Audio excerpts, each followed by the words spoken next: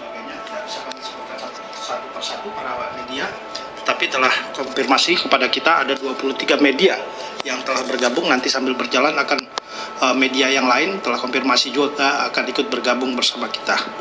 Kesempatan pertama mungkin kami berikan kepada Bu Karo Humas sebagai moderator. Silakan Bu Karo. Terima kasih Pak Kabak. Selamat siang rekan-rekan media, dan terima kasih sudah bergabung dalam kegiatan refleksi akhir tahun 2021 Kementerian ATR BPN. Semoga kita semua diberikan kesehatan dalam melaksanakan tugas. Siang ini telah hadir bersama kita, tadi sudah disampaikan oleh Mas Indra, Bapak Suhazal, Inspektur Jenderal Kementerian ATR BPN, hadir juga Bapak Irjen Polisi Hari Sudwianto, Staf Khusus Menteri Bidang Penanganan Sengketa Konflik Tanah dan Ruang. Setelah itu hadir juga di sini Pak Yustan Alfiani, Inspektur Bidang Investigasi, dan Bapak Iing Sodikin, tenaga ahli Menteri Bidang Hukum dan Litigasi. Beliau akan memaparkan kepada kita semua apa-apa saja yang Ijen sudah lakukan serta membahas isu-isu strategis yang pastinya menarik untuk kita ketahui bersama. Sebagaimana kita ketahui, Irjen Kementerian ATR BPN mempunyai tugas untuk menyelenggarakan pengawasan intern di lingkungan Kementerian ATR BPN sesuai dengan ketentuan peraturan perundang-undangan.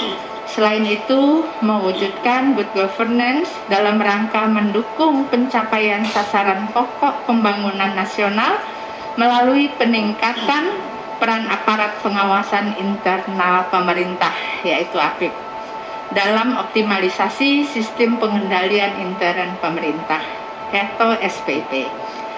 Tanpa berpanjang kata, mari kita simak paparan Bapak Irjen yang selanjutnya akan kita ikuti dengan tanya jawab. Kepada Bapak Irjen kami persilahkan.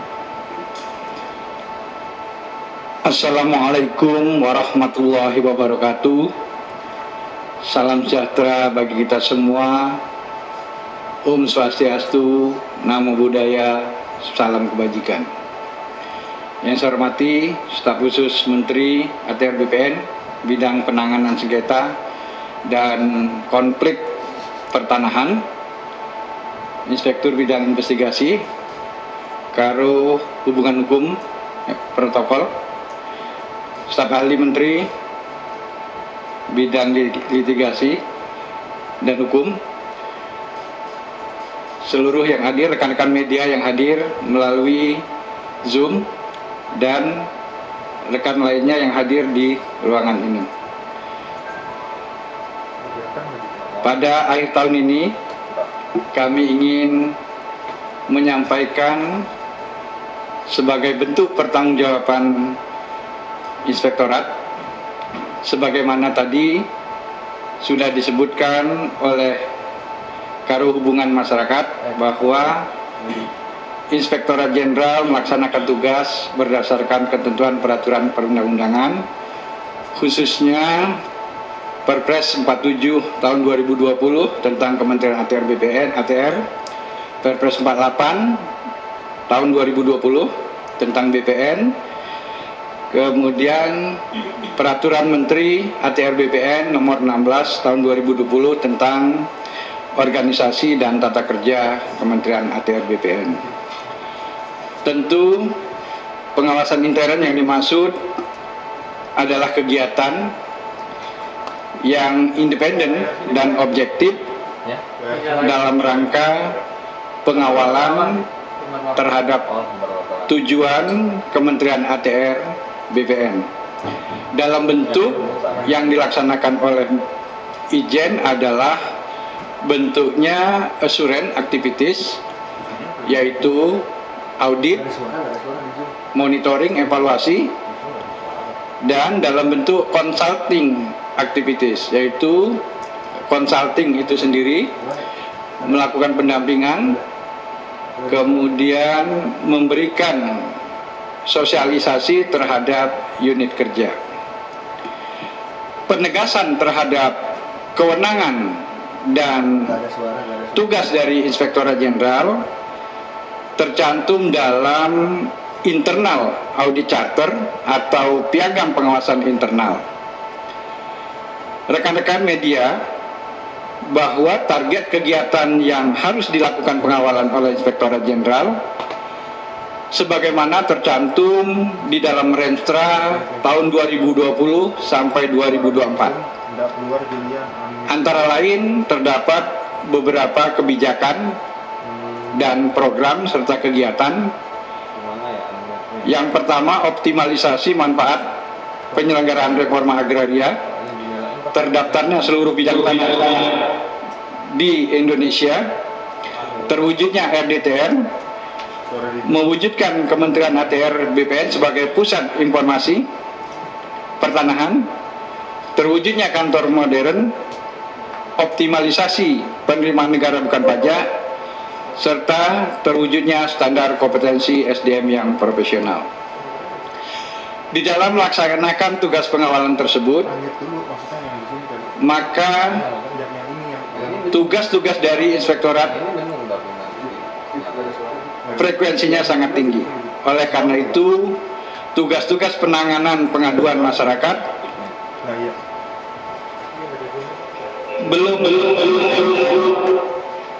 belum optimal atau belum fokus dilaksanakan. Apalagi intensitas pengaduan masyarakat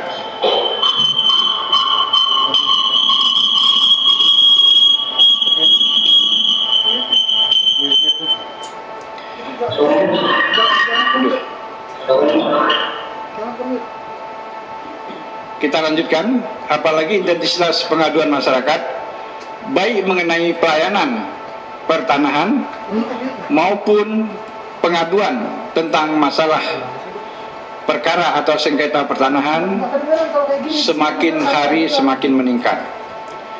Oleh karena itu, agar fokus di dalam melaksanakan tugas-tugas terhadap pengaduan pelayanan dan pengaduan terhadap permasalahan pertanahan, maka tahun 2020 dibentuk Inspektorat Investigasi.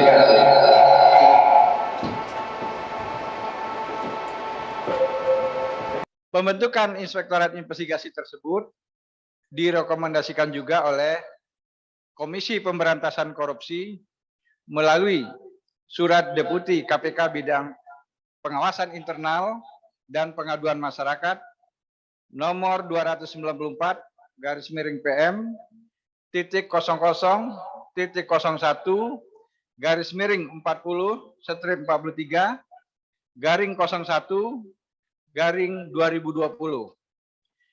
Hal tindak lanjut koordinasi tim pengaduan masyarakat. Pembentukan IB juga sudah dimasukkan di dalam perubahan struktur organisasi dan tata kerja, yaitu di dalam Permen ATR BPN nomor 16 tahun 2020. Selanjutnya tujuan dibentuknya IB yang pertama menindaklanjuti pelimpahan pengaduan masyarakat dari Direktorat Pengaduan Masyarakat KPK.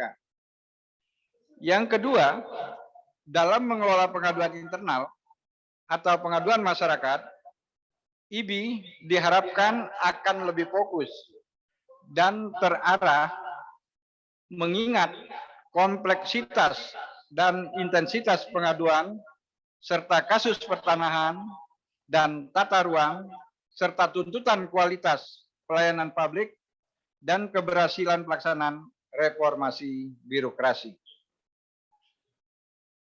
Atas terbentuknya Inspektorat Bidang Investigasi tersebut pada siang hari ini sebagai bentuk akuntabilitas terhadap keberadaan Inspektorat Bidang Investigasi, kami akan menyampaikan apa yang sudah kami lakukan selama ini, bagaimana ke depan perkembangan dari IB, bagaimana tata kerja atau pola metode yang dilakukan oleh IB, sehingga kami dapat mengoptimalkan pelaksanaan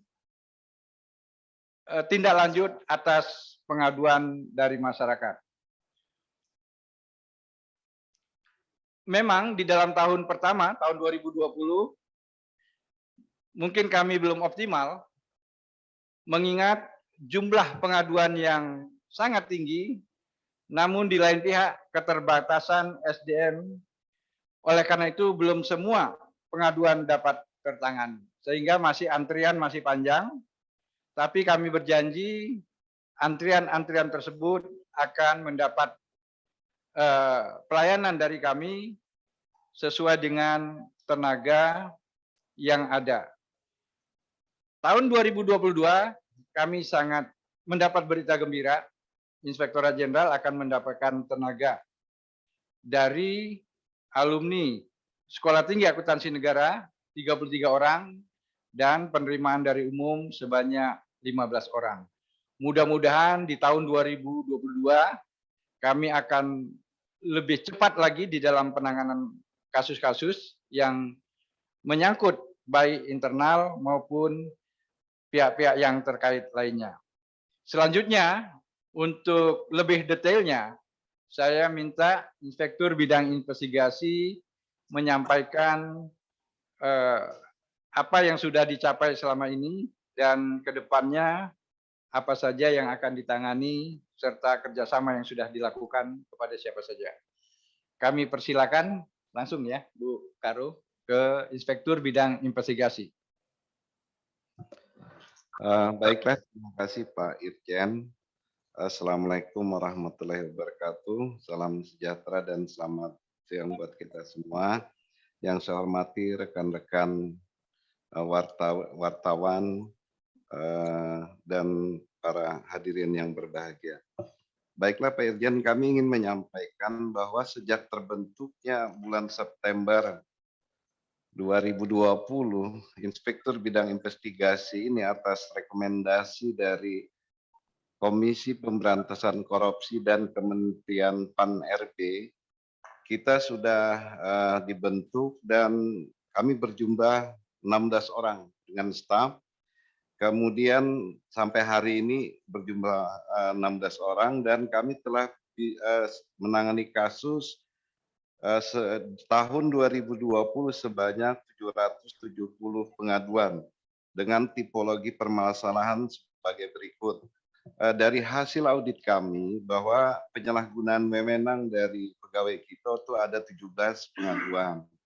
Kemudian tentang pelayanan masyarakat ada 202 pengaduan, korupsi atau pungli 13 pengaduan, kemudian pertanahan atau perumahan itu ada 239 pengaduan, masalah hukum atau peradilan 294 pengaduan, lingkungan hidup 1 pengaduan, dan umum atau lain-lain 7 pengaduan.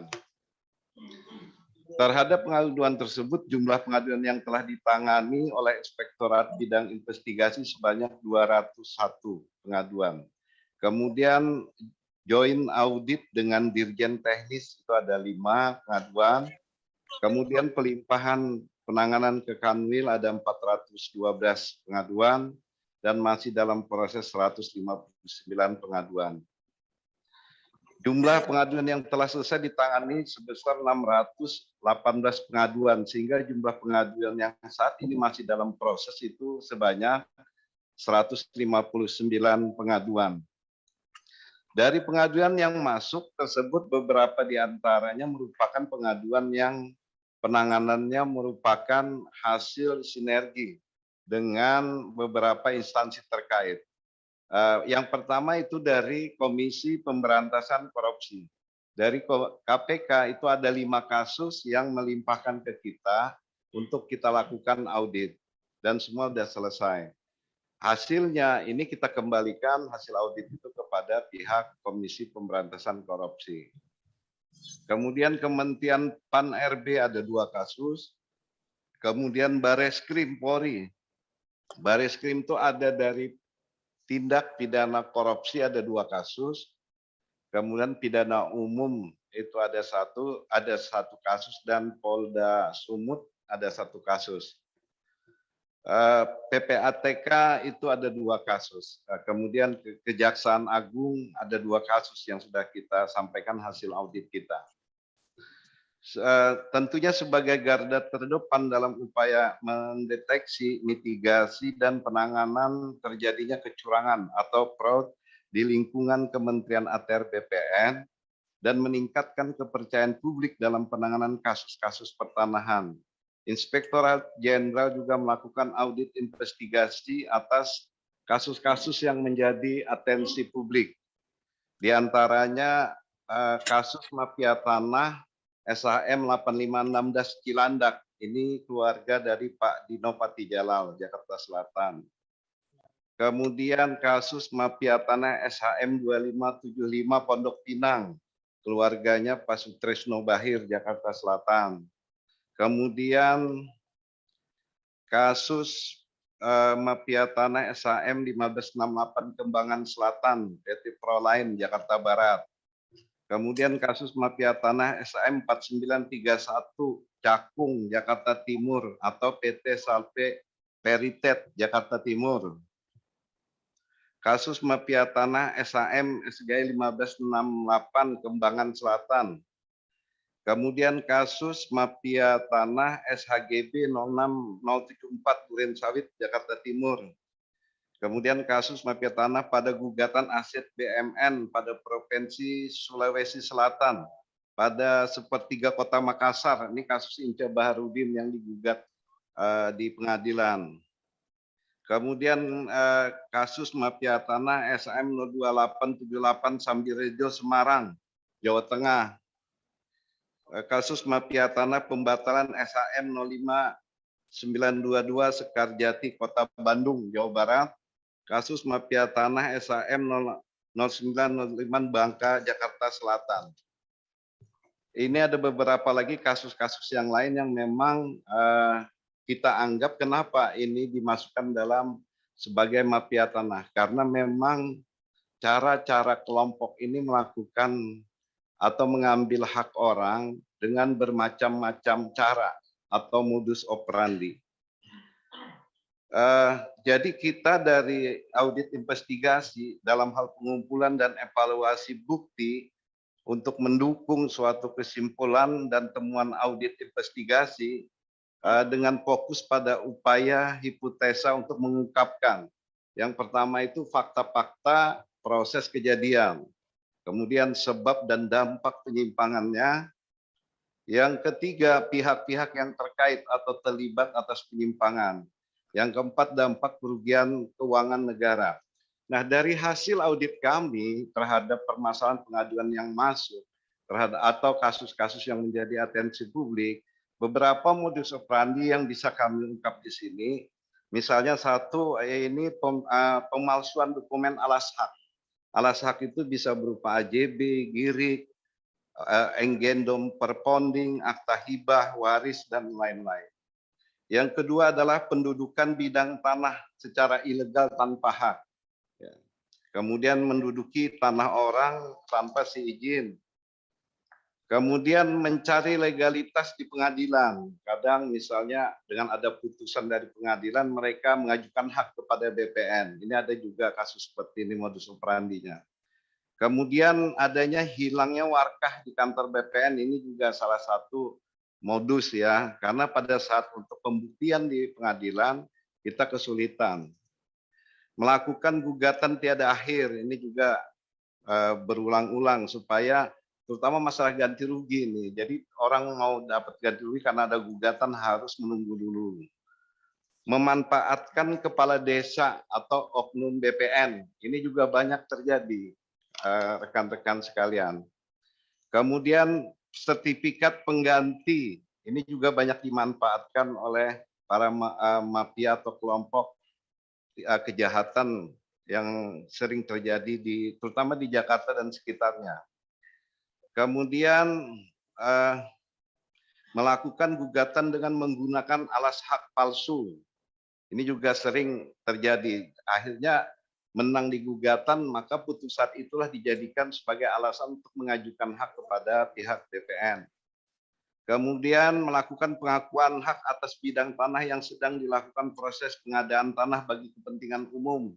Ini sering terjadi terutama masalah ganti rugi. Kemudian melakukan rekayasa atau penilaian atau appraisal nilai tanah. Bisa di markup biasanya tidak sesuai jumlah. Kemudian penipuan atau penyalahgunaan kepercayaan. Kemudian yang sekarang juga sering terjadi itu menukar sertifikat asli dengan yang palsu. Dengan bermacam-macam alasan meminta kepada pemilik sertifikat dengan alasan untuk pembuatan AJB atau PPJB, tapi sebenarnya beberapa sertifikat ternyata itu ditukar. Itu ada juga terjadi terhadap kasus ini. Kemudian perlu kami sampaikan bahwa sampai saat ini hasil dari penanganan kita bahwa sekitar 125 pegawai yang sudah kita lakukan tindakan disiplin ya.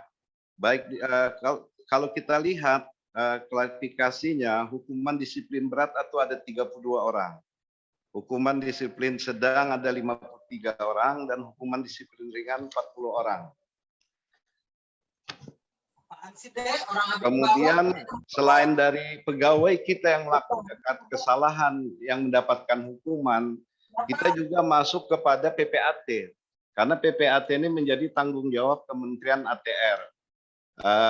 Apabila sekarang ini ada kasus mafia tanah, itu tidak menjaga kemungkinan bahwa melibatkan para PPAT. Karena pada saat proses di BPN yang bisa akses ke dalam BPN melalui sistem elektronik itu adalah pihak PPAT karena mereka mempunyai akun dan password yang diberikan oleh BPN sehingga pada saat peralihan hak dari pemilik kepada pembeli walaupun dia menggunakan data yang palsu ini bisa berjalan karena memang akses untuk masuk ke sistem di BPN itu melewati akun dan passwordnya dari PPAT.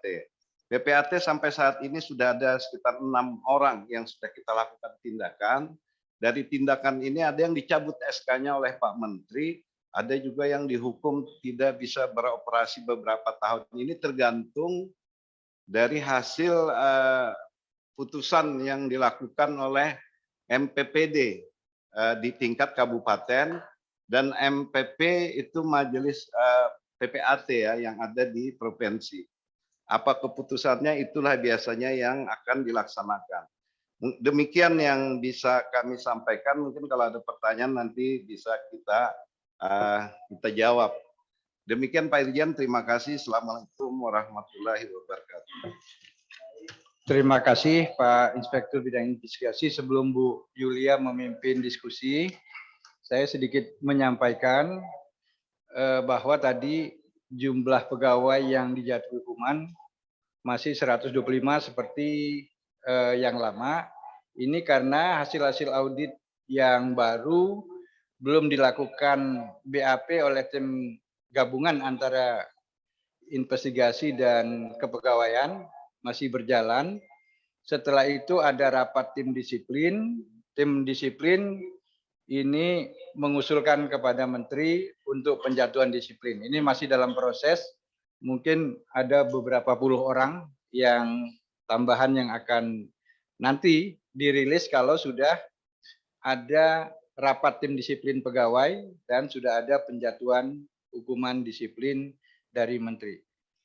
Saya persilakan Bu Yulia untuk memimpin diskusi. Baik, terima kasih Pak Irjen. Kepada teman-teman media, silakan untuk bertanya. Bisa dibuka videonya. Bu, naik Pangaribuan Jakarta News, Bu. Baik, Pak Naik. Ya, Bu. Mungkin bisa ditampilkan videonya, Pak. Ya, Bu. Ya, silakan Pak Naik. Pak Naik. Pak Irjen, selamat siang Pak Irjen. Dari Jakarta. Jakarta News, Pak Irjen. Ini videonya. Bu Yuli, selamat siang. Saya mau bertanya, Bu. Saya naik Pangaribuan, Bu. Ya, pertanyaan saya begini, Bu. Ada bagaimana status pegawai BPN Jakarta Timur yang telah ditetapkan oleh penyidik, tentunya Polri. Dan kemudian pertanyaan saya, apakah ada lagi nggak penambahan terhadap tersangka baru dalam hal ini? Seperti saya dapat informasi ada beberapa orang, itu ada 8 kalau tidak salah ya. Kemudian seperti kata Pak Inspektorat tadi ngomong bahwa ada beberapa puluhan pegawai yang terlibat mafia tanah ya. Apakah bagaimana untuk sanksi ke depan oknum-oknum pegawai BPN ini supaya ada efek jera? Itu pertama. Kemudian Pak Irjen, yang kedua Pak Irjen, saya melihat tahun 2021 ini soal mafia tanah itu adalah satu kasus yang tidak berkesudahan Pak Irjen. Bahkan di beberapa medsos dan khususnya Twitter ini sangat viral. Saya mengikuti terus Pak kasus-kasus mafia tanah ini, sepertinya tak kunjung-kunjung selesai Pak. Bapak mengatakan bahwa hanya beberapa orang di bagian investigasi ini, kita tahu bahwa mafia tanah itu adalah sindikat Pak. Di situ ada orang yang berduit, orang-orang penting. Bagaimana Pak kalau seandainya Bapak ini mengungkap sindikat seperti sindikat narkoba yang punya aset triliunan, begitu juga saya lihat sindikat mafia tanah ini, dia mempunyai luar biasa resourcesnya gitu loh Pak. Nah, ke depan 2002 apa langkah-langkah BPN terhadap menekan angka-angka yang terlibat mafia tanah ini? Jadi kalau saya lihat nggak imbang Pak. Bapak ini perang bukan perang sembarangan gitu loh. Sementara resources dari BPN ini kecil sekali gitu loh Pak. Nah kemudian pertanyaan saya Pak, saya punya pemikiran begini Pak, apakah BPN ini mau nggak mendorong supaya ada peradilan tanah gitu loh Pak. Jadi seperti ini kan extraordinary saya lihat Pak, sudah luar biasa seperti korupsi Pak. Saya usulkan bagaimana BPN ini mendorong DPR supaya membuat undang-undang peradilan tanah gitu loh Pak. Terima kasih Pak, saya naik Pangaribuan dari Jakarta News. Terima kasih Pak. Baik. Kami minta 2 lagi dari teman-teman media. Dari siapa? Sebutkan Acil Pak. Bu, Acil kabar notariat.id. Pesi dari RRI Bu. Oh Pak siapa? Pesi dari RRI. Oh Pak Pesi dari RRI. Ya Bu. Oh ya, silakan Pak Pesi. Baik, terima kasih Bu Yuli. Selamat siang Pak Irjen dan Pak Direktur. Perkenalkan, nama saya Pesi dari RRI. Tadi saya sudah mengikuti paparan yang disampaikan oleh Pak Irjen dan juga Pak Direktur. Sebagaimana paparan tadi disebutkan bahwa Inspektorat Bidang Investigasi ini terbentuk pada tahun 2020. Lalu kemudian hasil dari Inspektorat Investigasi ini yang dipaparkan tadi kalau tidak salah itu adalah tahun 2020. Apakah mungkin di situ juga include capaian tahun 2021? Kalaupun memang belum, mungkin bisa dijelaskan lagi. Tahun 2020 sekian kasus atau sekian pengaduan yang ditangani oleh Inspektorat Bidang Investigasi, dan kemudian tahun 2001 juga berapa. Itu yang pertama. Kemudian yang kedua, tadi disebutkan bahwa terbentuknya Inspektorat Bidang Investigasi ini adalah bagian dari rekomendasi dari Komisi Pemberantasan Korupsi dan Kemenpan RB. Mungkin bisa disampaikan apakah dari kasus-kasus yang sudah ditangani oleh inspektorat ini, misalnya tadi itu terkait dengan pungli dan juga kasus hukum. Sebagaimana kita ketahui ada beberapa kasus yang memang sudah ditangani oleh pihak kepolisian. Dalam hal ini ada Bareskrim, kemudian Polda Metro Jaya. Tapi apakah juga kasus yang ditangani oleh Inspektorat Bidang Investigasi ini berdasarkan hasil audit yang dilakukan, apakah memang ada kasus yang ditangani oleh Komisi Pemberantasan Korupsi? Itu kedua. Kemudian yang ketiga, soal PPAT. PPAT kalau kita bicara bahwa kasus mafia tanah ini juga tidak terlepas dari peran dari PPAT sendiri. Oleh karena itu memang Pak Menteri berkali-kali sudah menegaskan bahwa PPAT akan dilakukan pengawasan secara ketat. Nah, untuk tahun 2022 mungkin bisa dijelaskan Pak Irjen ataupun Pak Direktur, bagaimana proses pengawasan yang akan dilakukan oleh PPAT pada tahun 2022 nanti. Nah, itu mungkin bisa dijelaskan, karena kalau kita tahu bahwa kasus mafia tanah dari tahun ke tahun itu tidak pernah berhentinya. Siapapun menteri, pasti kasus mafia tanah akan selalu muncul. Tetapi kemudian publik berharap bahwa dengan terbentuknya Inspektorat Bidang Investigasi ini paling tidak akan menekan kasus-kasus mafia tanah. Demikian. Itu saja pertanyaan saya. Terima kasih, Bu Yuli. Baik, terima kasih Pak Pesi. Satu lagi. Bu, Acil, Bu. Oh, Acil dari Kabar Notariat.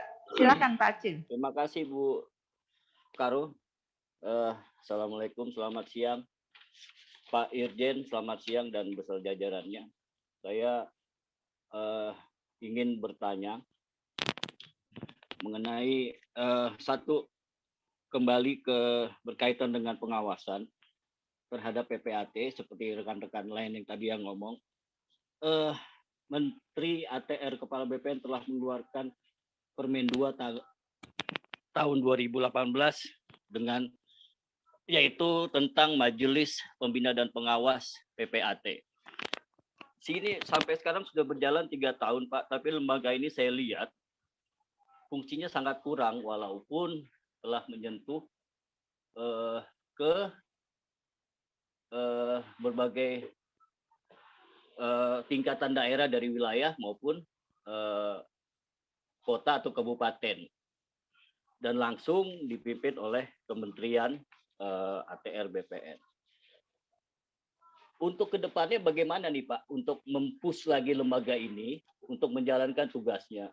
Karena saya lihat PPAT ini juga banyak sekali melakukan kesalahan-kesalahan yang tidak sesuai dengan protap pada 37 PP 3798. Itu saja Pak. Terus yang kedua, masalah kembali ke kerjasama antara inspektorat dengan lembaga lain yaitu KPK dan Pan RB yang telah melakukan rekom. Kedepannya ada Pak kerjasama yang akan dilakukan inspektorat khususnya dengan lembaga-lembaga tersebut yang berhubungan dengan kinerja internal maupun eksternal di kementerian. Terima kasih Bu Karo, itu saja. Baik, terima kasih. Kepada Pak Irjen kami persilakan Pak untuk menanggapi. Baik, terima kasih Pak Naik, Pak Pesi, dan Pak Acil. Akan kita jawab mungkin beberapa lebih detail ya. Untuk yang kasus Jakarta Timur ini detailnya saya minta Pak Irwil untuk menyampaikan bagaimana siapa saja yang terkait sehingga dari 8 orang apakah masih ada lagi yang akan selanjutnya diproses hukum lebih lanjut. Silakan Pak Irwil.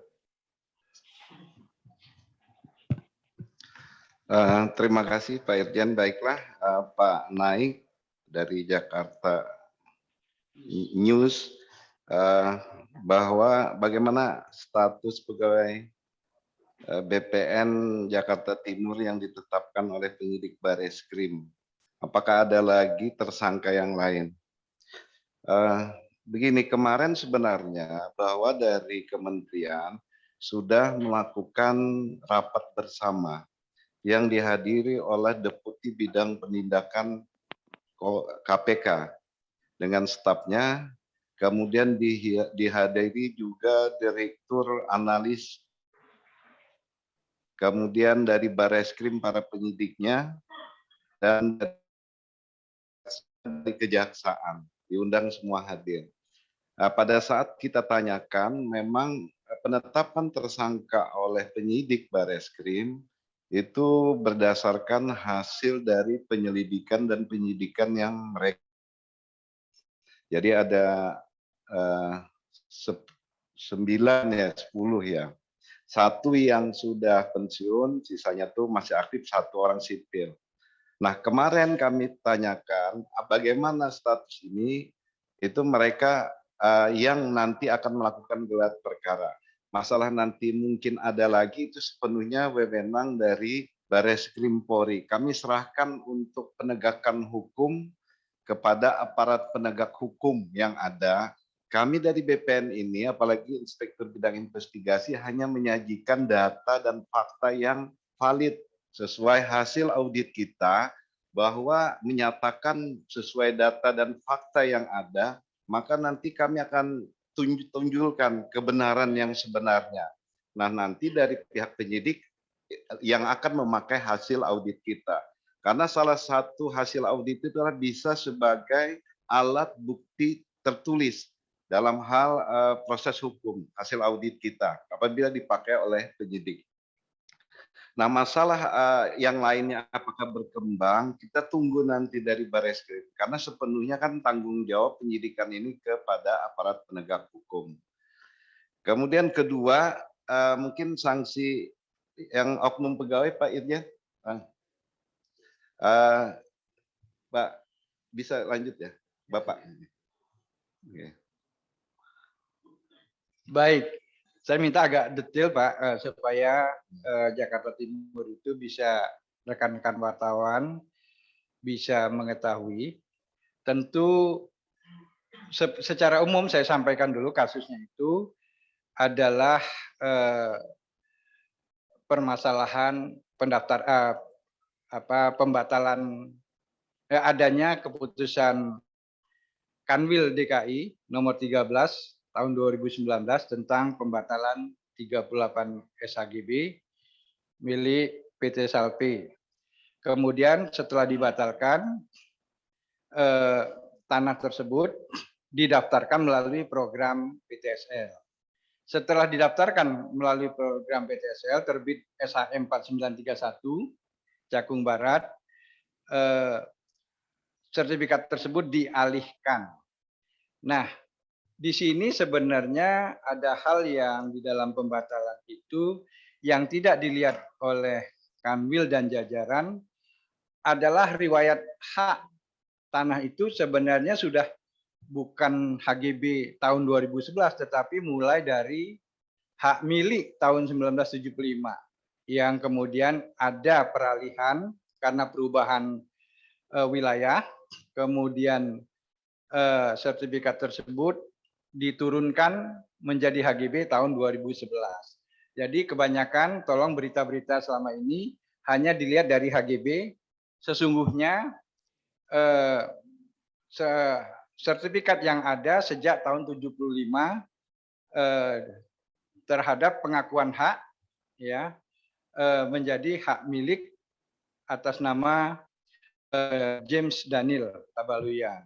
Nah, kemudian terhadap sertifikat tersebut yang sudah dari hak milik tahun 75 diturunkan tahun 2011 menjadi hak milik, kemudian tahun 2017 ada yang memohonkan, ya, yang memohonkan untuk program PTSL tentu ditolak karena sudah ada sertifikat HGB sebanyak 38.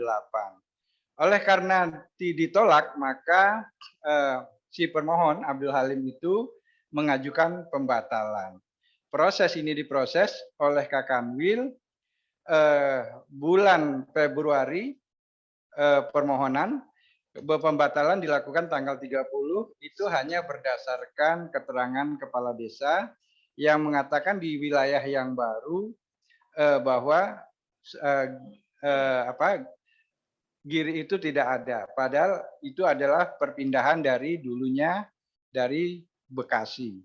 Nah, terhadap itu, terhadap proses yang tidak proper itu dilakukan pembatalan dan diajukan berbarengan juga sebenarnya diajukan proses tun oleh Abdul Halim dan pada akhirnya tun itu pada putusan terakhir adalah ditolak putusan tersebut. Sehingga karena tidak proper itu dan hanya melihat dari HGB, kami dari inspektorat tidak melihat sisi manapun melainkan dari proses ini kita batalkan SK Kakanwil tersebut.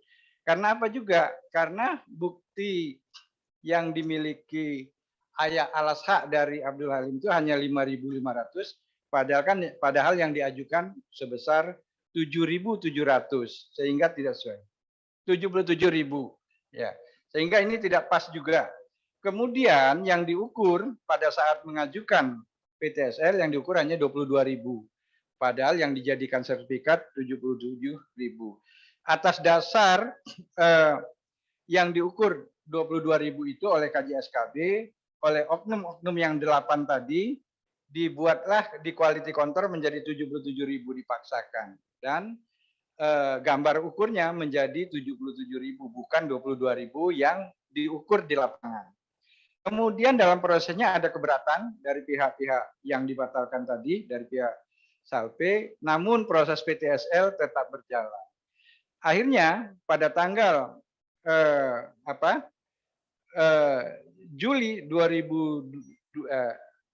Desember 2019 tetap jadi PTSL itu padahal tidak ada penandatanganan kontradiktur, alasannya tidak sesuai, pengukurannya tidak sesuai, tetap dijadikan. Oleh karena itu kita rekomendasikan juga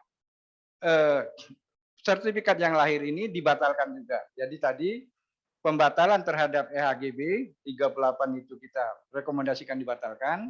Kemudian terhadap PTSL terbit atas nama Abdul Halim juga kita batalkan karena yang diukur alasannya juga tidak sesuai, penanganan penerbitan juga tidak sesuai, kontradiktur dan tetangga batas juga tidak tanda tangan. Juga tidak penanganan keberatan dari tetangga yang bersangkutan dari PT Salpe juga tidak digubris oleh 8 orang tersebut. Nah, setelah itu dilakukan peralihan juga masih dalam status adanya relas dari pengadilan. Ini tetap dialihkan. Oleh karena itu Pak Naik, setelah 8 orang ini seharusnya mulai dari prosedur pembatalan, pembuatan sertifikat, ini pasti ada orang-orang yang terkait, bukan hanya 8 orang yang di bawah itu saja. Tetapi sekali lagi itu kami serahkan sepenuhnya kepada penyidik. Akan sampai di mana? Siapa yang memodali, siapa yang apa?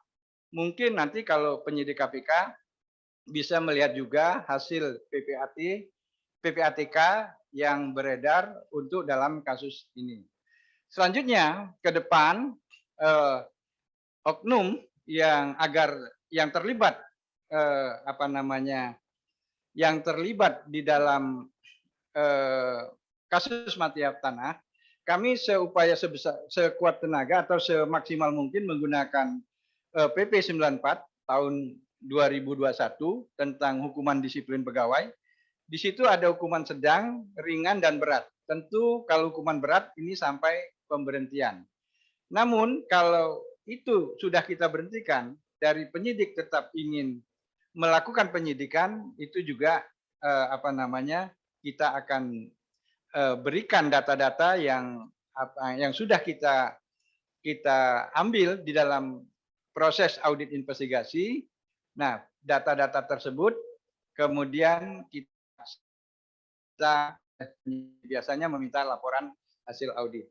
Kita akan tadi jumlahnya sangat sedikit, tetapi kita tidak khawatir. Kita telah melakukan koordinasi kepada tentu KPK, yang kedua kepada penyidik, ketiga PPATK, dan tentu koordinasi, kemudian komunikasi, kolaborasi, ini yang perlu kita lakukan sambil nanti tahun 2022 kita mendapat tambahan supaya lebih banyak lagi tim auditor investigasi sehingga penanganannya lebih kuat.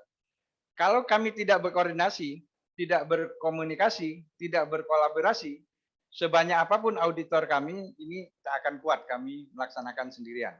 Ini mewajibkan kami bekerja sama dengan lembaga-lembaga penyidik dan lembaga lainnya, tentu di dalam rangka penuntasan kasus-kasus mafia tanah. Memang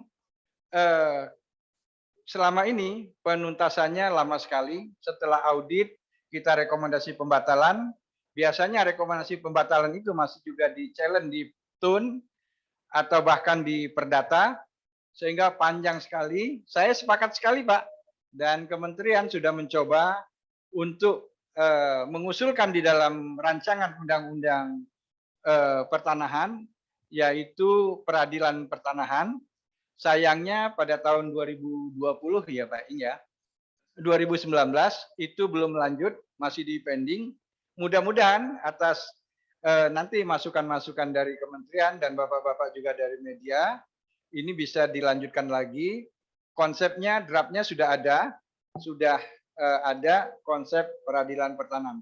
Namun ini tidak mudah, mungkin nanti akan berkoordinasi juga dengan Mahkamah Agung dan lain-lain agar konsep ini bisa bisa dilanjutkan menjadi undang-undang. Ini sangat baik sekali agar tidak jadi peradilan-peradilan yang terus-menerus. Ada TUN, ada pidana, ada perdata, diulang lagi, perdata kalah, perdata 1, perdata 2, TUN 1, TUN 2, dan lain-lain, sampai adanya putusan itu ingkrah. Setelah itu ada juga PK, PK1, PK2, panjang sekali Pak. Saya setuju sekali Pak Naik, itu mudah-mudahan nanti ada ke arah sana ya Pak ya. Selanjutnya, yang kedua, untuk dari Pak Pesi di RRI, Pak Yustan, ini yang dilaporkan tadi 2020 atau 2021 atau sampai dengan? Silakan Iya. Pak. Baiklah, data yang tadi kita sampaikan, 2020 itu kan baru September Inspektur Bidang Investigasi ini dibentuk. Jadi data ini dari September 2020 sampai dengan Desember 2021. Jadi setahun 3 bulan, karena dibentuknya bulan September, Pak. Kemudian terbentuk IB atas rekomendasi KPK. Apakah kasus yang David ada yang ditangani oleh KPK? Itu tadi salah satu pertanyaan dari Pak Tesi ya, Pak. KPK sampai saat ini sudah 5 minta audit kepada kita. Jadi ada beberapa kasus yang diminta untuk dilakukan audit. Ada yang memang dari Direktur Gratifikasi dan Pelayanan Publik, tapi sifatnya itu lebih banyak pencegahan. Tetapi yang dari penindakan itu adalah sudah penindakan. Ya, jadi sudah 5 diminta oleh KPK, Pak. Kemudian dari Bareskrim sendiri sudah ada 3 minta ke kita. 2 dari tindak pidana korupsi, 1 dari pidana umum, dan 1 di Polda Sumut. Sekarang ini ada lagi Polda Kaltim minta ke kita hasil audit. Jadi pada intinya kami akan menyajikan fakta yang sebenarnya sesuai dengan dokumen yang ada. Jadi kebenaran kita harapkan bisa muncul, tetapi untuk melanjuti penegakan hukumnya itu sepenuhnya kami serahkan kepada aparat penegak hukum, baik dari penyidik, penuntut maupun hakim. Kemudian PPAT akan diadakan pengawasan PPAT. Memang kalau kita lihat dari beberapa kasus, contohlah kasus misalnya Dino Pati Jalal, itu kan sangat ramai, sangat viral. Sebenarnya PPAT-nya itu sudah dicabut Pak Menteri SK-nya, sehingga tidak bisa beroperasi lagi. Nah, secara administrasi, tindakan yang dilakukan kementerian sudah sangat berat dilaksanakan. Nah, masalah nanti apakah dia terlibat atau bagian dari mafia itu Itu nanti mungkin kita serahkan juga sepenuhnya kepada penyidik yang menangani kasusnya. Karena mungkin bisa saja dia kan kena pasal turut serta membantu 55 atau 56 biasanya. Tapi itu kita kembalikan ke penyidik. Tetapi bagian dari kementerian ini sudah kita ambil, yaitu mencabut SK yang bersangkutan karena kita indikasi turut serta di dalam melakukan perbuatan tersebut. Kemudian bagaimana pengawasan BPK dengan terbentuknya majelis ini ya MPPD yang atau MPP ya di wilayah. Memang biasanya setelah kita audit ternyata ada kita temukan indikasi bahwa PPAT tersebut terlibat atau menjadi bagian dari permasalahan itu, maka kami segera membuat rekomendasi kepada kepala kantor wilayah BPN di mana dia terdaftar atau bekerja. Kami minta segera dilakukan sidang di MPPD-nya dulu. Nah, nanti setelah sidang barulah diputuskan oleh mereka, kemudian ditindaklanjutin ke provinsi. Setelah itu baru nanti hasilnya akan disampaikan ke menteri. Tetapi kami tetap mengawasi apakah putusan yang setelah dilakukan sidang itu sesuai enggak dengan tindakan yang dia lakukan. Kalau kami merasa itu terlalu ringan, kami akan melakukan usulan bahwa itu tidak sesuai, maka kita bisa diperberat penindakan atau tindakan hukumannya berupa administrasi. Pokoknya yang paling berat itu akan dicabut SK-nya sehingga dia tidak bisa lagi beroperasi atau bekerja sebagai PPAT. Kemudian ini juga dari Pak Acil mungkin langsung pengawasan terhadap PPAT ya. Ini sudah 3 tahun belum terlihat perannya. Memang kita harapkan nanti dengan terbentuknya Inspektur Bidang Investigasi ini, kami walaupun melihat ada misalnya viral di berita, kira-kira melibatkan baik BPN maupun PPAT, kami akan peran secara aktif untuk mencari informasi tentang permasalahan tersebut. Dan apabila nanti kita indikasi, kita lakukan dengan data yang cukup, maka nanti kita akan lakukan audit. Nah, dari hasil audit akan kita berikan rekomendasi ke menteri dan kepada yang membina Dirjen Pembinaan PPAT ini untuk segera melakukan pembinaan. Itu dari hasil rekomendasi kita, Pak. Kemudian apakah ada kerjasama inspektorat dengan lembaga lain, KPK, PPATK? Jadi dari hasil rekomendasi terakhir bahwa mulai sekarang kami apabila ada mafia tanah yang sifatnya memang sangat meresahkan dan cukup besar, maka dari awal sebenarnya kami sudah langsung berkoordinasi baik dengan Komisi Pemberantasan Korupsi. Di KPK ini nanti kita akan berkoordinasi dengan Deputi Penindakan maupun dengan Direktur Gratifikasi dan Pelayanan Publik, Pak. 2 sudah yang sering kami berkoordinasi. Kemudian untuk PPATK sendiri, hasil kesepakatan kemarin dengan Kepala PPATK bahwa mereka minta dilibatkan lebih awal supaya bisa memonitor bagaimana sebenarnya modus operandi dan siapa saja yang terlibat. Sehingga mereka diharapkan dari awal sudah bisa berperan secara aktif untuk mengikuti bagaimana siapa aja sebenarnya yang berperan di dalam permasalahan tersebut. Ini Pak yang dari pertanyaan Pak Naik, Pak Tesi, dan Pak Acil. Saya rasa mungkin itu Pak Irjen, terima kasih. Ya, silakan Pak Iing, nanti ada Ya. Pak Staf Khusus akan menyampaikan. Terima kasih. Itu dari Pak Naik, memang mafia itu adalah kejahatan extraordinary ya. Memang peradilan ini yang diusulkan Pak Naik itu bagus, adalah peradilan pertanahan. Memang sudah digagas, cuma Mahkamah Agung tuh berkeberatan dia. Harus merubah konstitusi dulu, pasal 24C Undang-Undang Dasar 45. Di situ ada 4 peradilan ya. Peradilan Tata Usaha Negara diatur Undang-Undang 586, kemudian peradilan umum Undang-Undang 50, peradilan militer Undang-Undang 397, dan peradilan agama 789. Memang mafia tanah ini banyak terkubur oleh putusan-putusan hakim, di mana kita sudah dituntut oleh penegak hukum, tapi diputus oleh hakim itu menjadi prislah bebas. Artinya kuncinya adalah di putusan-putusan hakim. Kalau kita dituntut tapi hakim membebaskan, padahal itu kejahatan dari mafia tanah, ini yang mohon digerakkanlah. Civil society penting adanya peradilan pertanahan dan tidak menjadi disparitas antara putusan tata usaha negara, putusan peradilan umum yang bertahun-tahun orang mencari keadilan dan bisa. Lalu di peradilan perdata kan berlakulah actori icamet provisio. Siapa yang membuktikan dia juga harus menuntut hak. Cuma kan tidak menguji material. Banyak alasak palsu dimenangkan sampai ingkrah.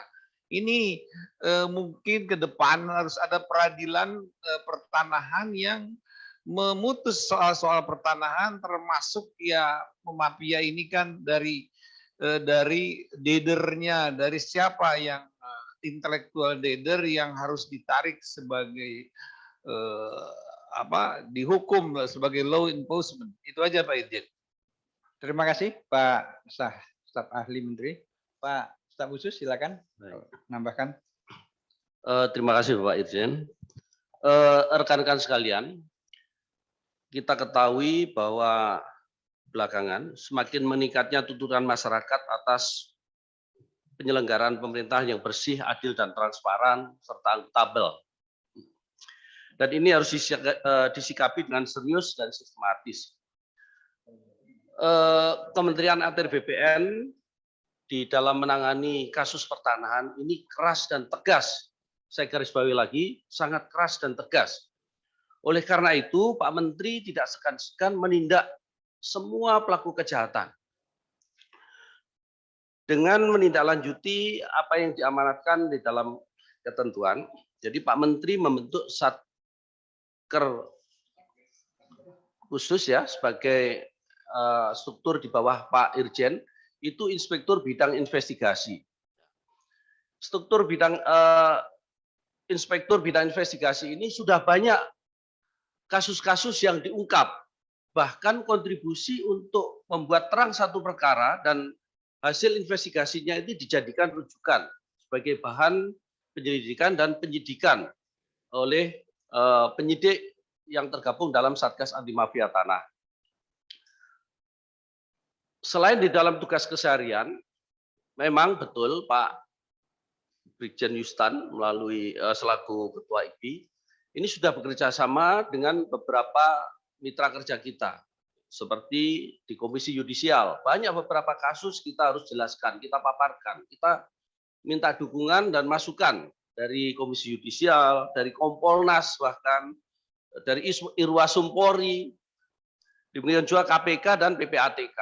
Tadi disampaikan bahwa langkah ini merupakan satu wujud keterbukaan kita. Manakala kita menemukan satu permasalahan yang di dalamnya ada unsur pidana, kita serahkan sepenuhnya kepada aparat penegak hukum. Dan apabila ada pelanggaran berkaitan dengan administrasi, itu diproses sesuai ketentuan oleh APIP dan diberikan sanksi yang tegas. Tadi disampaikan Pak Irjen, 125 orang atau anggota Kementerian ATR BPN sudah diproses sesuai dengan tingkat kesalahan masing-masing. Keberadaan IBI ini tentu akan memberikan jaminan bahwa ke depan Kementerian ATR BPN ini akan lebih clear and clean di dalam memberikan pelayanan yang terbaik kepada masyarakat. Khususnya ketika kita menghadapi kasus-kasus kejahatan pertanahan, ya, diharapkan ke depan tidak ada lagi oknum dari Kementerian ATR BPN yang terlibat. Ini yang menjadi concern kami, khususnya Satgas Anti Mafia Tanah ini sangat terdukung dengan adanya keberadaan Inspektur Bidang Investigasi. Mungkin itu sebagai tambahan dari saya. Terima kasih. Ya, sebelum saya serahkan, saya tambahkan lagi sedikit aja. Mengenai untuk PPAT, tentu ini ada Dirjen Teknis yang melakukan pembinaan. Saya mungkin perlu tahun 2022 bersama-sama Dirjen Teknis untuk melakukan audit kepada PPAT, mungkin yang terindikasi dia terlibat ke mafia tanah, selain memang yang sudah mencuat di umum, Jadi kami akan bekerja sama, mungkin masukannya terima kasih sekali nih Pak Pesi. 2022 kami akan jadikan ini program dari IBI untuk bekerja sama dengan Dirjen PHPT, Pendaftaran Hak Tanah. Kemudian ya kerjasama dengan pihak lain, kami sangat terbuka sekali. Apapun tujuannya, yang penting untuk dalam rangka menekan dari kegiatan mafia tanah. Kepada siapapun kami akan melakukan kerjasama sepanjang itu baik. Terima kasih. Baik, Pak Irjen. Ini kebetulan ada yang tanya melalui chat. Saya bacakan, izin. Dari Business Today, dari Pak Tito. Mohon tanya, hingga akhir 2021, berapa banyak mafia tanah ditangkap? Dan nilainya sebesar berapa? Pada tahun 2022, apa target Kementerian ATR BPN dalam memberantas mafia tanah? Pertanyaan kedua dari wartawan JPNN, Bapak Tito. JPNN, Bapak Tommy. Izin bertanya, kemarin hari Kamis tanggal 30 Desember, Polres Jakarta Pusat 10 orang sindikat mafia tanah. Salah satu yang terlibat adalah Camat Kasemen selaku PPATS dan petugas ukur BPN Serang. Sehingga bisa terbit 7 sertifikat di atas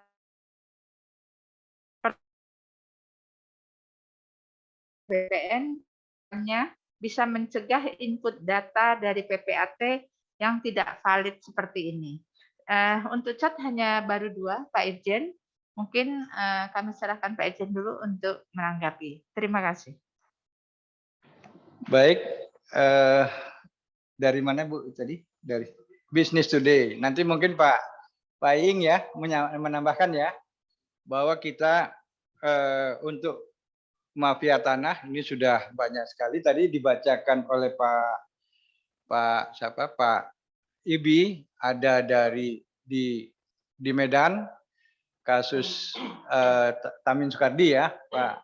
Kemudian di Padang kasus Lehar, kemudian di Banten itu menyangkut Krakatau Steel, ya Krakatau Steel, kemudian ya yang sedang ditangani ini termasuk di PT Salpe, ya ini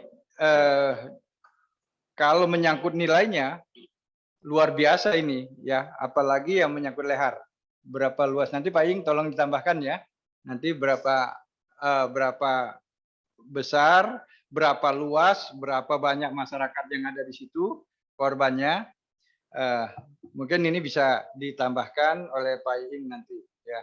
Kemudian kalau tahun 2022 ya tentunya targetnya kita menuntaskan yang kasus-kasus mafia tanah yang masuk ya, daftar tungguannya ada sampai banyak ini ya Pak Inspektur IBI, sehingga masih nanti kami prioritaskan mana yang menyangkut dampaknya besar, kita akan prioritaskan.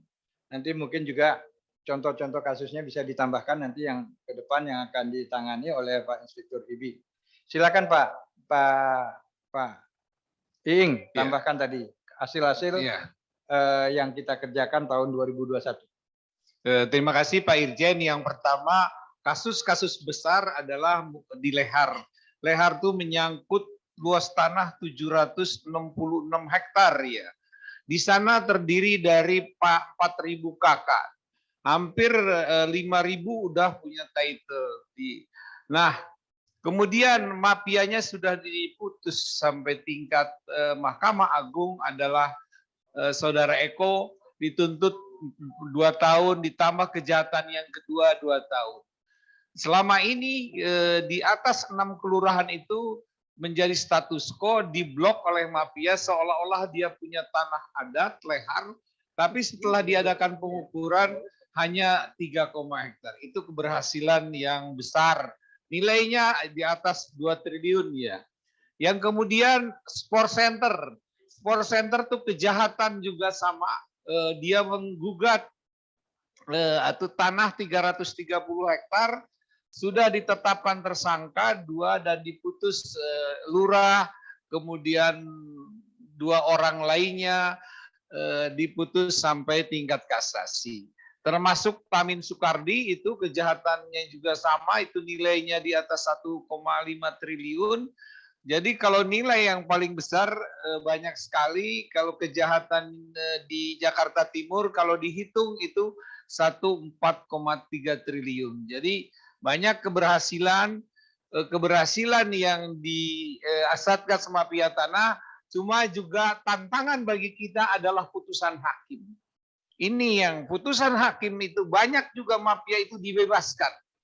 Jadi kita sampai penegak hukum sudah menuntut sampai P21, tapi kenyataannya hakim itu banyak membebaskan. Padahal terang benderang kejahatan yang dilakukannya. Ini memang tugas berat adanya peradilan pertanahan yang supaya kan putusan itu kan ya bermacam-macam, ada putusan tun, putusan peradilan umum, disparitas, dan inilah banyak kejahatan-kejahatan pertanahan itu dikubur oleh putusan hakim yang sangat kontroversial dan kita adukan ke KY. Artinya penting suatu kerjasama, sinergitas antara penegak hukum, artinya KPK, PPATK, kemudian Bareskrim, dan hakim. Hakim itu dia kan independensi, tapi banyak putusan yang kontroversial dan kita mengadu kepada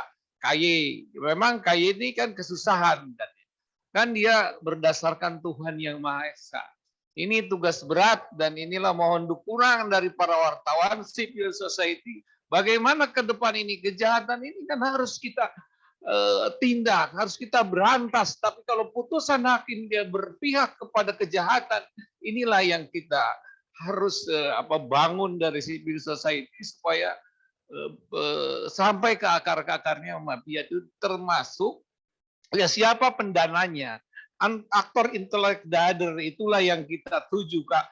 BPN ada bagian, tapi itu juga dia korban daripada kejahatan yang diiming-iming oleh seorang mafia. Terima kasih, Pak Ejen. Baik, mungkin saya akan ini dapat angka konkretnya. Angka konkretnya yang ditangani oleh Satgas Mafia Tanah selama 4 tahun, dan tentunya IBI berperan di 2 tahun terakhir. Dari 4 tahun ini kita sudah menangani 244 kasus, atau di dalam target per tahunnya karena menyesuaikan dengan kondisi 61 target kasus mafia tanah, sehingga selama 4 tahun ini sudah 244 yang kita tangani. Yang terpenuhi aspek pidana P21 80 kasus, yang sudah vonis 25 kasus, sisanya masih dalam sidik dan lidik. Termasuk juga di dalamnya proses pembatalan sertifikat ada 58 kasus. Itu konkretnya jumlah yang kita tangani berdasarkan program kerja yang ada di Satgas Mafia Tanah. Selanjutnya untuk dari JPNN, ya ini kita sudah berkoordinasi juga. Kasus ini masih dalam pengembangan dari Polres Jakarta Pusat. Kita sudah berkoordinasi, tentunya kita sedang menunggu apa peran-peran dari masing-masing ini, camat, petugas ukur, atau petugas lainnya di BPN. Tentunya Afib juga ingin berperan di sini, sehingga apa yang terjadi sesungguhnya akan terlihat pada saat nanti Afib melakukan audit investigasi di kasus ini. Kemudian kita akan lihat peran masing-masing, tentunya akan terungkap nanti siapa melakukan apa. Nah, mengenai ATR BPN untuk mencegah seperti kasus-kasus mafia tanah, sebenarnya Bapak Ibu sekalian, kita sudah mendengar program dari ATR BPN, yaitu untuk mendaftarkan seluruh bidang tanah. Nah, di pendaftaran seluruh bidang tanah ini, kita ingin mendudukkan setiap bidang tanah, dan setiap bidang tanah ini harus mempunyai nomor induk bidang tanah, dan harus memiliki titik koordinat. Sehingga akan susah ada dua bidang tanah apabila dia akan dilandingkan di koordinat yang sama, di NIB nomor induk bidang tanah yang sama. Oleh karena itu, percepatan pendaftaran tanah dan perbaikan dokumen, warkah, buku tanah, surat ukur, dan lain-lain ini kita segera validasikan supaya tidak ada celah bagi baik internal maupun dari luar untuk melakukan pemalsuan dokumen kalau ini nanti sudah divalidasi dan sudah dilakukan alih media dari manual ke digital. Proses ini sedang berjalan di beberapa kantah. Untuk validasi ada yang sudah sampai 90%, tetapi untuk validasi persil, buku tanah, surat ukur dengan ini kesamaan ini dan terpetakannya ini masih dalam proses, masih di bawah yang dicapai oleh validasi buku tanah. Oleh karena itu ini kami kejar supaya tidak mudah dilakukan pemalsuan. Dan ke depan memang lebih aman apabila kita ke depan ini ada wacana untuk dilakukan pendaftaran secara elektronik dan hasilnya akan dilakukan secara elektronik. Ini akan lebih mudah untuk mengawasi sepanjang memang nanti sistemnya kita buat yang paling baik ya, tentu yang terbaik supaya tidak mudah dilakukan intervensi dari pegawai internal. Sehingga kalau ini sudah pelayanan elektronik ke depannya, seperti kita nanti pelayanan di perbankan, kalau ada transaksi akan ada notifikasi bahwa apakah ini Anda atau bukan yang melakukan transaksi pertanahan. Ini mungkin ke depannya mimpi kita sedang dalam proses. Intinya perbaikan buku tanah, warkah, dan persil bidang ini sangat penting dan ini sedang dilakukan selama ini. Dan bagi kantor-kantor yang sudah bisa melakukan ini secara lurah kelurahan, desa demi desa, dan kecamatan serta kota secara penuh, ini tentunya datanya akan lebih sulit untuk dipalsukan. Saya pikir itu, Bu Yulia. Pak Yustan, masih ada yang mau tambahkan? Baik, Pak Irjen. Rekan-rekan media, apakah masih ada yang ingin ditanyakan?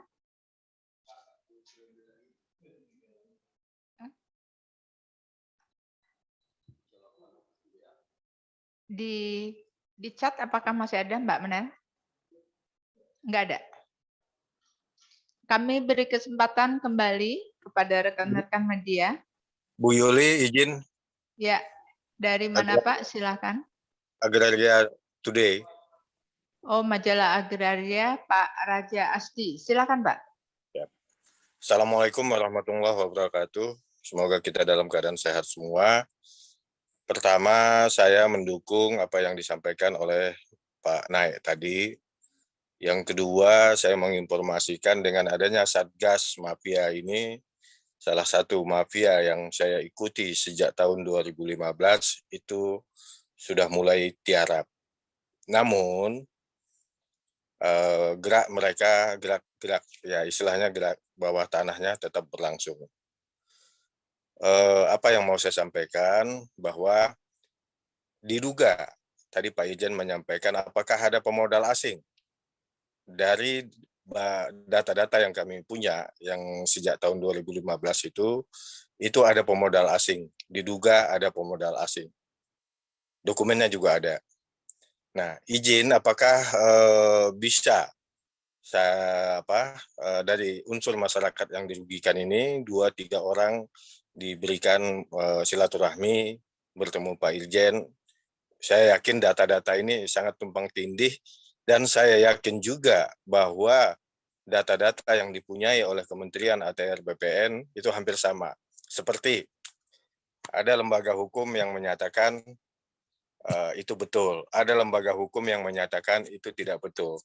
Saya rasa ini banyak dokumen-dokumen yang sudah dimiliki Kementerian ATR BPN. Namun dengan adanya bisanya nanti bertemu perwakilan dari masyarakat yang dirugikan ini bisa menambah bahan Kementerian ATR BPN untuk melakukan investigasi secara menyeluruh. Demikian aja Bu Yulia, terima kasih. Baik, terima kasih Pak Raja Asti. Selanjutnya, rekan media selanjutnya.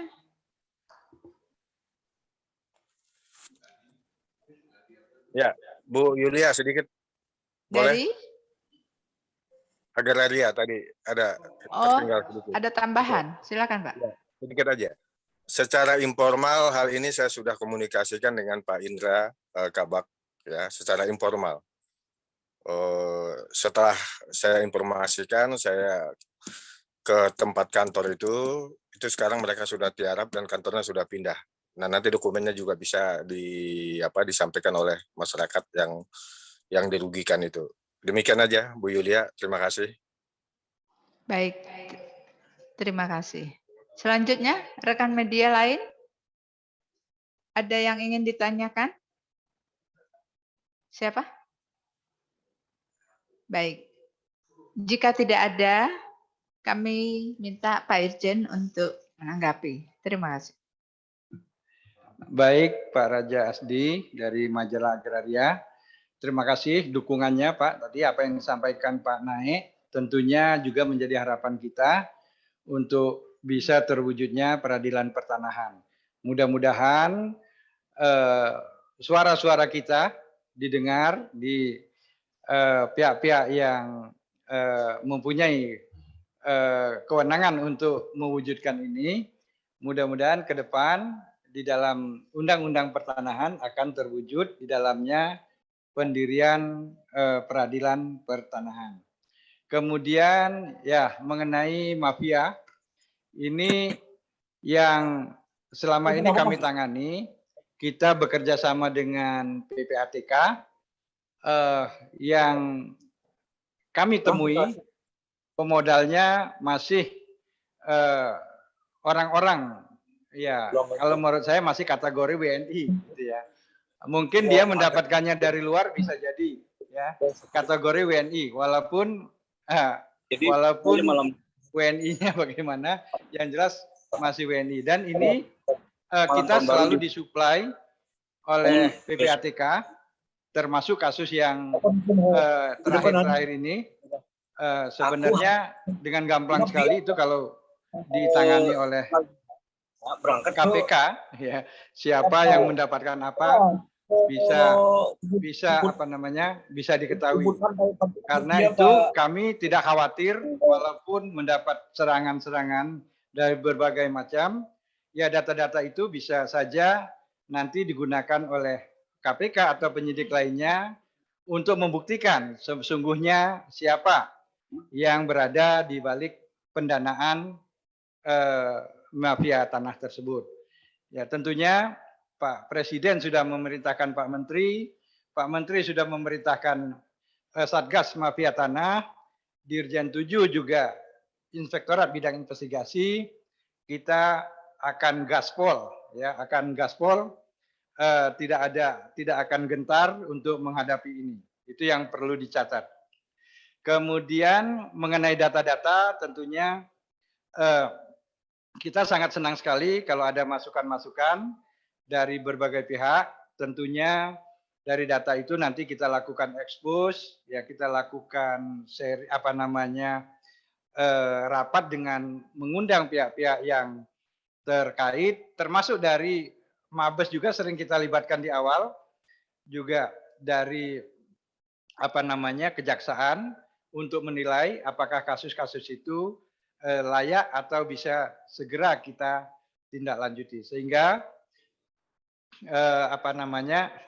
dari Satgas Mafia Tanah juga IBI berkolaborasi dengan berdasarkan sekecil apapun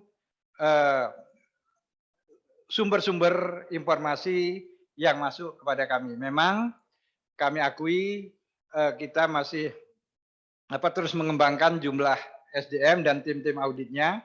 Semoga di tahun-tahun 2022 ini akan berkembang lagi jumlah timnya serta kerjasama dengan pihak-pihak yang berwenang, penyidik dan lain-lain ini bisa lebih erat lagi. Saya pikir itu Pak Iing, ada yang mau ditambahkan? Pak Yustan, Bu Yulia, Pak. Nah, sebelum saya serahkan kepada Bu Yulia, saya ingin juga teman-teman media selalu sebagai kepanjangan tangan kami juga mensosialisasikan kepada masyarakat bahwa berhati-hati terhadap sertifikat atau dokumen pertanahan. Jangan sampai sertifikat itu jatuh kepada pihak lain, sehingga kalau dokumen asli, sertifikat asli dibawa ke BPN, BPN wajib melayani karena kalau sertifikat yang asli dibawa untuk pengecekan apakah ada hak tanggungan, apakah ada sengketa, apakah itu clean and clear, kita wajib melayani. Oleh karena itu di dalam beberapa kasus pertanahan, sertifikat itu sering dicuri atau diambil melalui lembaga keuangan secara tidak sah atau melalui orang-orang terdekat. Sehingga kami berpesan supaya masyarakat juga berhati-hati di dalam memegang bukti sertifikat atau hak kepemilikan. Yang kedua, kalau sudah ada hak, baik itu HGU, HGB, tentunya wajib dilakukan penguasaan fisik. Jangan ditinggalkan kemana-mana, tanahnya nanti ada yang memanfaatkan, biasanya digarap berpuluh-puluh tahun, sehingga terjadilah jual beli di bawah tangan, sehingga ini menambah banyak pihak yang bermasalah. Kemudian ada baiknya sebelum Bapak Ibu atau masyarakat membeli tanah, ada baiknya berkoordinasi minta informasi kepada petugas BPN sehingga apakah tanah yang akan dibeli tersebut dalam kondisi clear and clean. Itu saja pesan dari saya. Mudah-mudahan tidak ada lagi korban-korban mafia dan kita akan semakin menekan jumlah kegiatan mafia. Di tahun 2022 ini 2021 yang akan berakhir, kami juga mengucapkan selamat tahun baru kepada teman-teman media. Mudah-mudahan tahun 2022 kita lebih lancar, lebih sukses dan dijauhkan dari pandemi corona yang segera berakhir. Demikian, salam sehat dari saya. Mudah-mudahan kita semuanya selalu dalam lindungan Tuhan Yang Maha Esa. Demikian, saya kembalikan kepada Bu Yulia. Baik, terima kasih Pak Irjen. Terima kasih rekan-rekan media. Preskon kita hari ini kita akhiri. Selamat tahun baru, sampai ketemu tahun depan. Salam sehat dari kami.